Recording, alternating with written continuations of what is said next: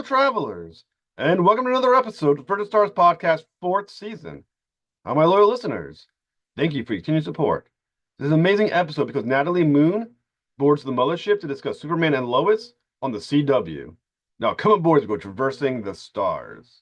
Hi, Miss Moon. Thank you for coming to Further Stars Podcast. Thank you. It's a pleasure to be here. It's really my pleasure. So, I always start with a question of inspiration to inspire your love for acting and who are your earliest influences. I wanted to be an actor since I was very tiny. I don't think I knew exactly what kind of actor I wanted to be, but I definitely wanted to be a performer. I was singing and acting and creating plays with my friends from school and making radio shows on cassette tape. And I was playing all the characters and doing all the voices. So it's always been something that I loved. And my mum was really supportive, and so was my dad, which I know is not always the case. So I feel incredibly lucky that way. And because of that, because I knew at such an early age, like in England, you do high school and then what would be 2 years of the end of high school for America is college. And you're allowed to choose what you want to do at that point in the UK if you know, and I already knew. So after I finished high school, I went straight to college and did double performing arts and media studies. So even at 16, I'd already started that and I wanted to do it. So it was very much never really a question of doing anything else, which was really nice. And of course, you have those teachers in your life that are like, this is really hard, and you don't have what it takes, and whatever. But I didn't listen to anybody. I truly believed it was what I wanted to do, and I remember my mom. The only thing my mom was concerned about mostly was money, because it can be really difficult, and you're like, when you start out, you have to have another job to support you and things like that. And I remember telling her at 14 that I would rather live in a cardboard box on the street and act than not do it. She was just like, well, that's a bit dramatic, but But you're an actor, so dramatic is part of your yeah, it's my MO.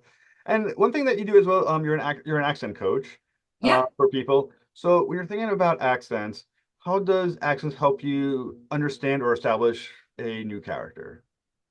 Yeah, accents is interesting. When I was usually when I audition for something, if I choose which accent to do it in, or they're very specific about what they want, or if I get contacted by production and then they'll tell me we want this.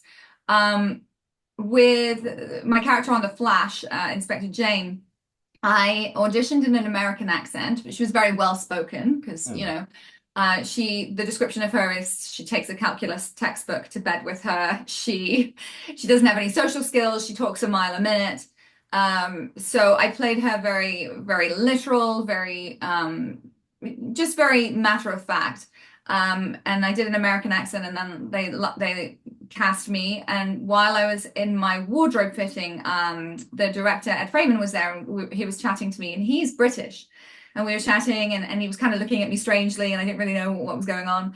And then that night, or a couple of nights later, I think he called me to say, do you know what I'm going to ask you? And I was like, you want her British, don't you? And he was like, yes, I do. That was the night before we started shooting. So that night I started saying them in a British accent now, and what was matter of fact and literal just became kind of bitchy. So I was like, oh no, this is very different. I don't want people to really dislike this woman. She's endearing and she means well. She just doesn't have those social, qualities that other people might have. So I spent that most of that night before getting up early to get to set, trying to walk around my apartment and figure out how to warm her up so she didn't sound, very dry and sarcastic in a British accent. So it definitely does make a difference to the character for sure.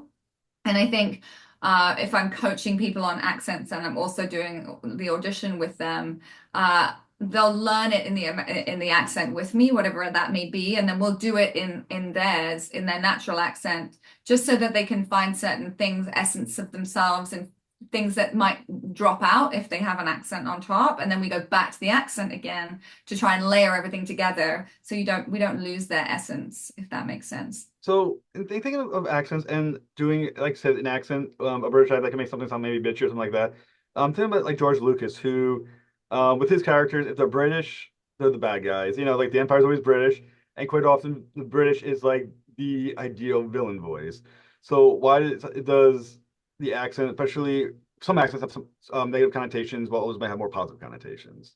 I think in the voice world that we say that the intellect is carried in the consonants and the emotions is carried in the vowels. And I think as far as all the accents go, having, America speak English and Britain like English accent, British accent, it's the most widely understood in regards to the audience that they want. But also because we use our consonants more to make our points, we immediately sound like we know what we're talking about. Like maybe the intellect is kind of naturally present, even if that person is not very smart. Everyone kind of assumes they are. So villains always kind of have that, the intellect behind what they're doing. They may be, they're flawed, very much so, but usually they're fairly clever, and I think that's what does it. Whereas an accent that is very about the vowels, like a Southern US or something, for example, where they really linger on those vowels, is where the emotion is carried, and it's more honest and open compared to the villains who are holding their cards very close to their chest. So when you're saying American accent, we talking Midwest, we talking Southern, we talking Northeast. What are you hitting on when you say American accent? Well, the standard American accent, which is what production usually requests, it doesn't really exist. It's kind of just like in the old days, the transatlantic accent was invented in Hollywood, which was like this American English blend to make them sound like, sophisticated and different because they were Hollywood. The standard American accent doesn't really exist either. But if as much as like the British RP accent doesn't really exist now either. Everything is a bit different. Standard American accent is sort of, yeah, California, but we're not looking at the Valley accent and share. But it's just a standard American accent that everyone kind of understands, and it doesn't have any specific like regional features that a lot of other American accents have. So when you're playing in Superman and Lois, you play Erica Del Potenza, who's Mhm. British. So how did you get involved with her character, and how did that accent help you further understand her? Yeah, I think I mean, just in regards to the amount of money that the Luthers have, I definitely wanted her to have an air of sophistication, and I think the British accent can help with that. Um, and reading that they wanted British is always nice for me because it's always nice to act in your natural accent. And in the comic book, she's Italian actually, so that was kind of interesting.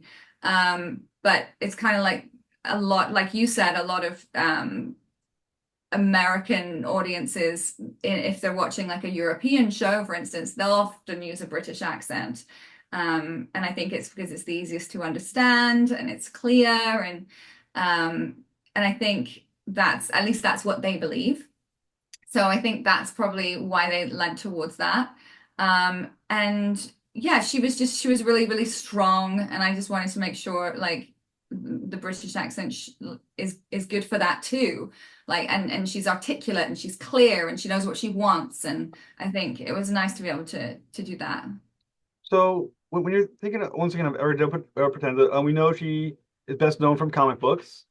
So Hmm. when you're thinking about the character and you're doing some research, are you thinking just in terms of where she is at that TV show? Did you go back to the comic books to think what how they portray in the comic books? So where did you go to find your Erica?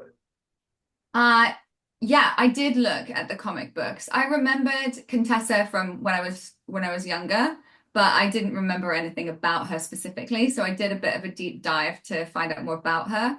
And she's represented very differently in the comic books than Superman and Lois, I think, wanted her. But I like her storyline and her strength and her resilience and her no nonsense, like standing up to Lex was definitely something that I liked about her in the comics, and something that I was lucky to be able to play because there aren't many characters in that show that can stand up to him, Hmm. or have the balls to stand up to him and don't die. So it was partly that, and it was partly to knowing that I was going to be acting with Michael Colbitz and the way he performs Lex in the show. He's very explosive, he's very strong. So I knew I wanted to go toe to toe with him. And my audition actually was probably stronger, like vocally than we ended up with on the show because Elizabeth very much wanted to tap into all the emotion that Erica's been holding back for so long, and really a desperate last attempt to see if he would see things her way. Which, yeah, spoiler, he doesn't. So yeah, that was kind of how I approached her. So, as we're talking about Lex Luthor, as you mentioned, he's a very big presence, not only just on the show, but just the idea of the character is a very big presence. One thing about Del Potenza, and Eric Del Potenza, is as a character, she would, in some level, be defined by Lex Luthor, Hmm. because in any situation, he's going to be the most magnetic character person in the room. As also as an actor, you're dealing with the character of Lex Luthor, and the actor who's also quite a presence in the room. Yes. Is there something to be said about, or is there a thought process of your how you based your performance? Is it defined? Was it defined a little bit by your interaction with the character Lex Luthor? It definitely was. I think Michael's Lex is explosive and magnetic, and I think um, he does a really, really great job of well, everyone is terrified of him, and that's kind of Mm. how it should be, and it really works well for the show. So I knew going in that Erica, like in this moment, really needed to stand up to Lex. So I wanted her to be powerful and strong and be able to do that. And in fact, when you watch it, it does for me. Lex is almost a little bit softer in that moment, Mm. especially the first scene that he's been because he, in his own way, I think really truly does love Erica, but it's not, the way that she wants because it's truly, truly difficult for him Mm.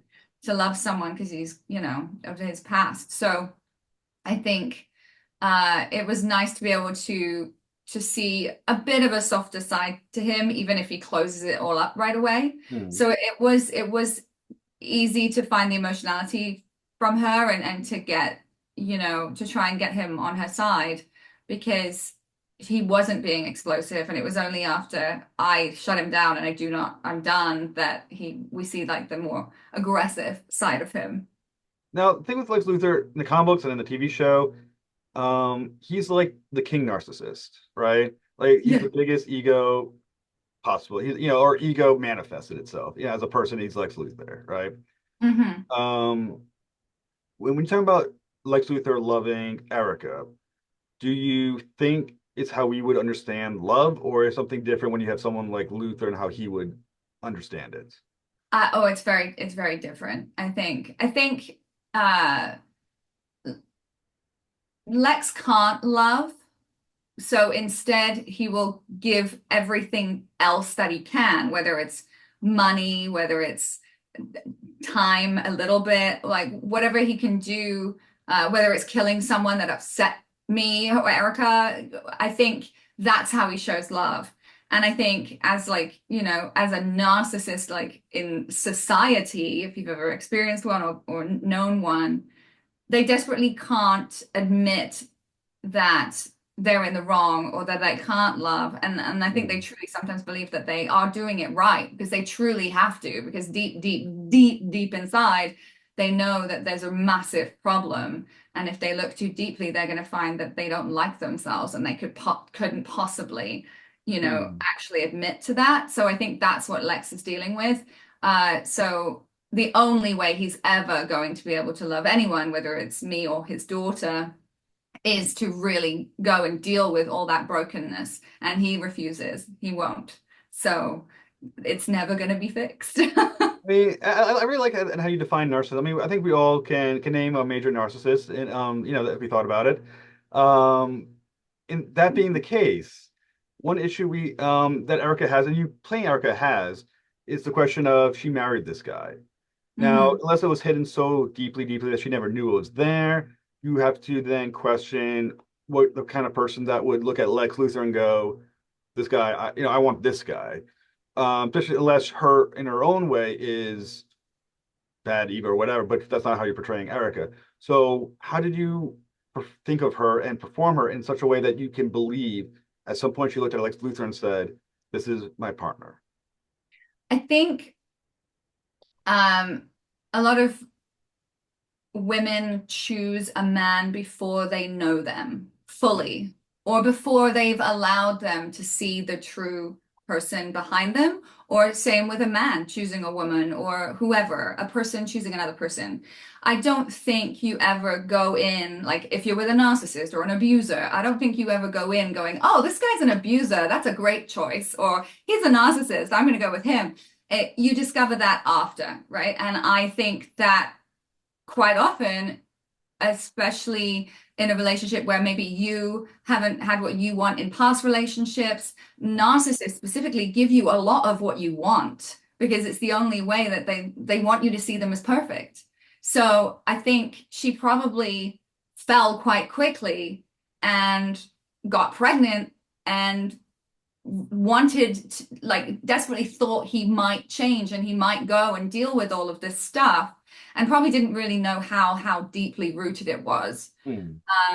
So I think she picked him first and then she realized, and then only when it was when her daughter might be in trouble was when she started her protective instinct for her wasn't as important as her protective instinct for Elizabeth. So then she decided that enough is enough and I can't possibly have Elizabeth in harm's way. Now she's getting to become more of an adult. Now, I can't quite remember the age of when the divorce occurs, for the daughter. But there's definitely a point in time, as you said, when she meets him, discovers the narcissism, and that point of recognizing that's what he is, and time has gone by probably considerable to the time when she leaves him, where Mhm. she's with someone who she knows exactly what Lex Luthor is, but it's not leaving. So is she justifying that window of there's definitely something wrong with this man. He at the very least, even if not to her, there's enough information around him that he's a bad guy, but she hasn't left yet. So what do you think how she understands that window, what justifies that window? I think she truly, until this moment, believes that he might change. And I think, like, if you love someone that much, like, you really want them to change, especially if it means that they would lose you.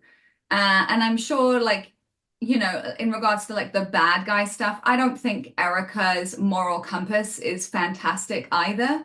I'm sure that she's got her own business in my mind, and she's done some sketchy shit there too. Hmm. Um, but I think uh, she believes that it's going to change. It's going to change. Maybe when the baby comes, it'll change. Maybe when, this happens, it'll change. And uh, having experienced being with someone who is all encompassing, it's almost like being brainwashed. Like you get into a point where like all you want to do is please them because then maybe they will change. You like so I think that's what it happens. I think she got into this cycle of like like maybe, maybe, maybe, and then it was only really when she realized that her daughter was going to be a teen soon that she was like, this isn't going to change, and I can't do this anymore. Hmm. And you mentioned Lex Luthor is played by Michael, if I get the name wrong, correct me, Cutlets. Because it's yeah. Cutlets. Okay, perfect. I'm historically bad with names, so anyone I get right is a victory. So what is he like to work with?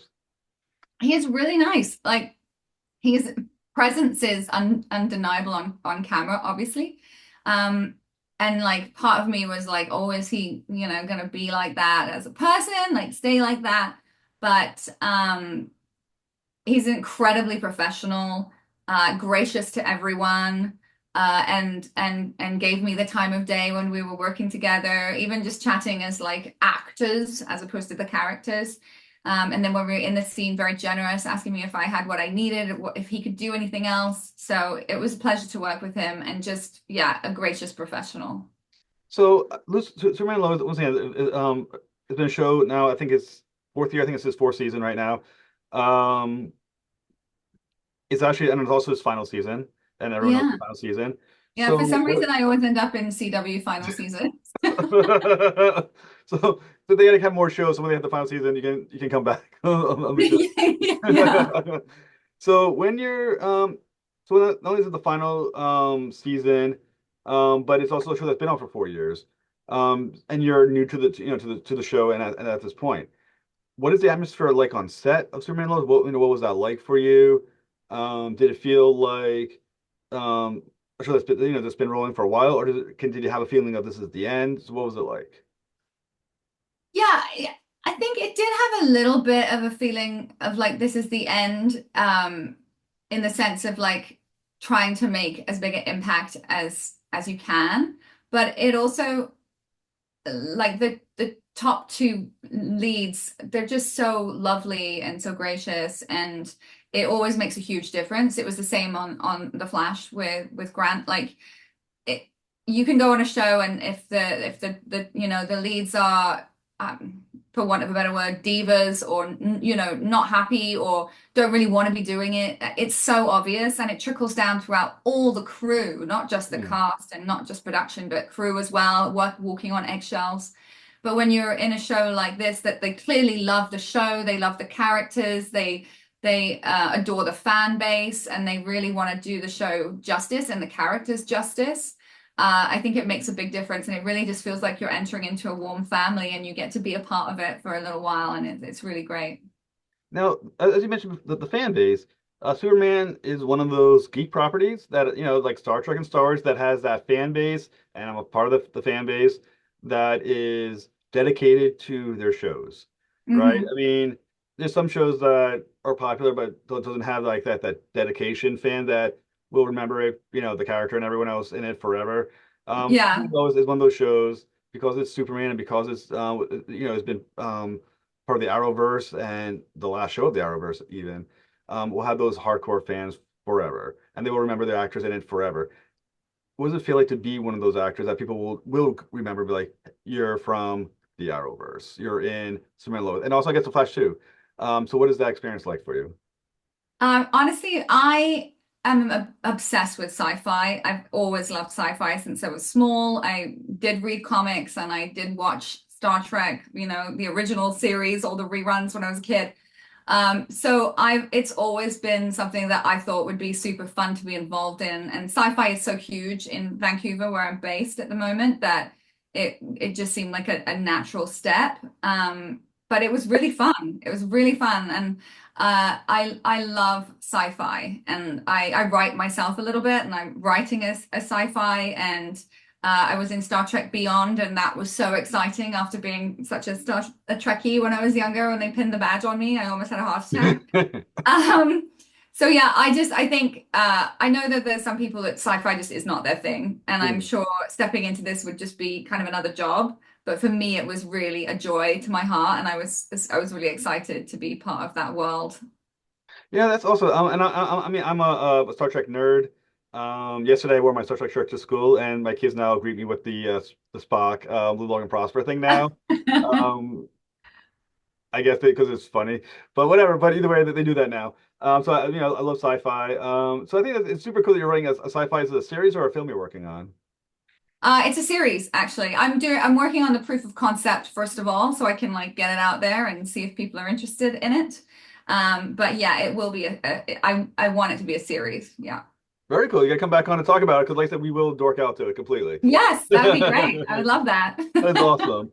And as we're talking about Superman and Lois, the episode you're in is called Break the Cycle, and it's directed by, again, if I get the name wrong, please correct me, Elizabeth Henstridge. That's right. Oh, two for two. It's Yeah. a special day when I can get two for two. So what does she like to work with as a director? And is the experience of working with a director who also is an actor different than working with a director who just directs?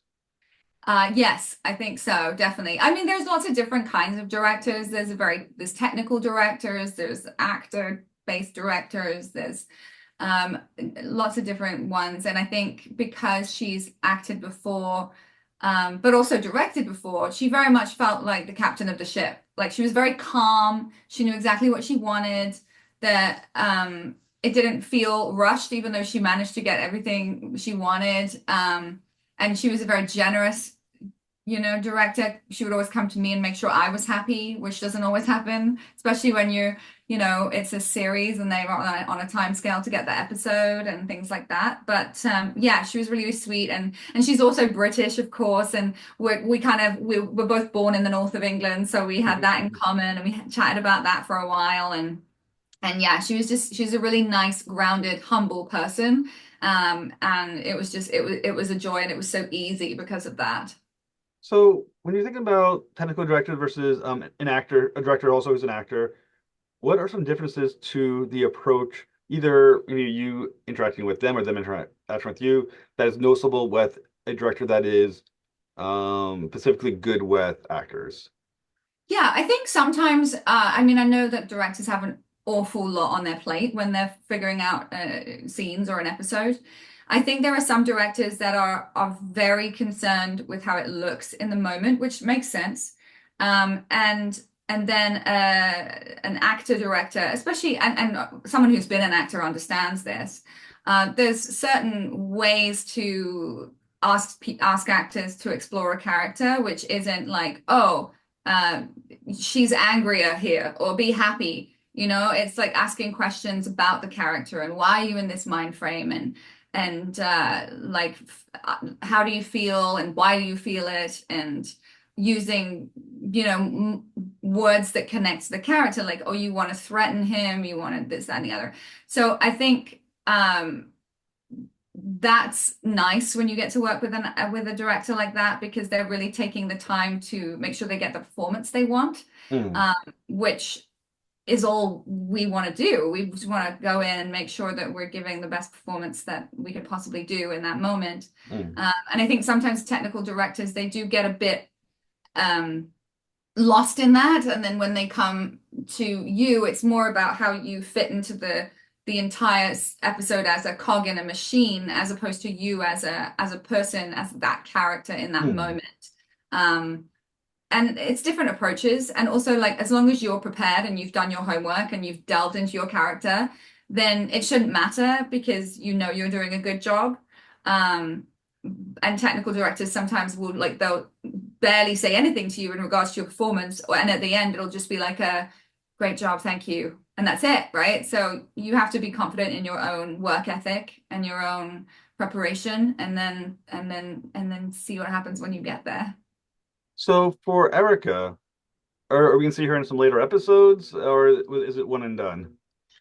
I don't know yet. I haven't been told anything yet, so I'm just waiting to see. That would be amazing. I'd love to go back, obviously, but so far I'm just not sure. So what's next for you? Next, I am right. Well, I've written an actual a one-woman theatre show, and I haven't been involved in theatre that much since I got to Vancouver. It's not as huge here as it was in London, and so I've written that. I'm gonna get that up next year at some point. So I've been so busy that it's been hard to fit it in, but I'm really hoping that I can fit that in next year. And then I've auditioned for a bunch of things that I'm still yet to hear about. So we'll see what happens. Well, very cool. And like I said, when you're ready for your sci-fi film, you come back on the show. We'll talk about that as well. It's been an Definitely. absolute pleasure to talk with you. You too. Thanks so much. Have a fantastic night. You too. Bye-bye. Thanks for listening to another episode of the Virgin Stars podcast. Please like and subscribe. Turn for the next episode when Jeffrey Thorne returns to the mothership to discuss X-Force from Marvel Comics. To the next voyage, travel on.